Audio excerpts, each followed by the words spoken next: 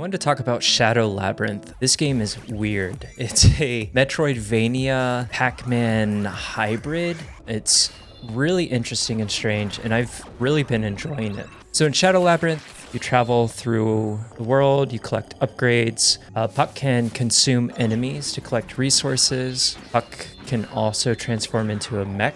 And then occasionally you run into these Pac-Man inspired platforming elements. There are a lot of different abilities to unlock. The combat and movement as the sword fighter character feels really nice. In Puck form, things are a little bit different. The biggest issue with Puck's movement is that he's locked into 3 directions. Being locked to these 3 directions feels pretty bad. That said, I still really enjoy going back and forth between sword fighter and the Puck form. I think it's really interesting. It's a unique Metroidvania twist that I haven't really seen before. You start with 1 flask by default, but you can find upgrades to your flask, and these can be recharged at main checkpoints. The checkpoint system is actually kind of interesting because there are 2 checkpoints. So when you die, you have the option of either respawning at a smaller checkpoint or at a larger checkpoint and replenishing your flasks. I will say the checkpoints can be a little far from boss fights at some points, so it can feel a little tedious running back to the spot where you died. Mech form is pretty cool. This slowly drains over time and as you take damage, and it can be recharged again by consuming enemies.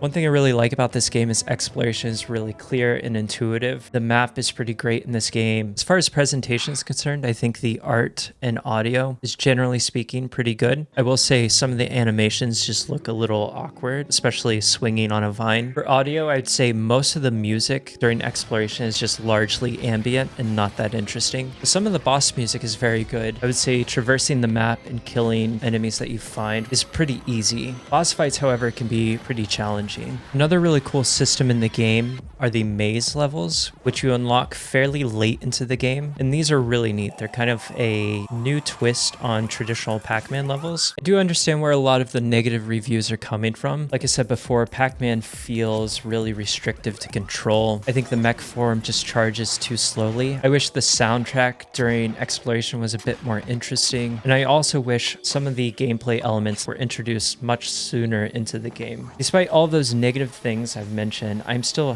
having a ton of fun playing this game. I would love to see a sequel to Shadow Labyrinth. I think with a little more polishing, this could really be a standout Metroidvania.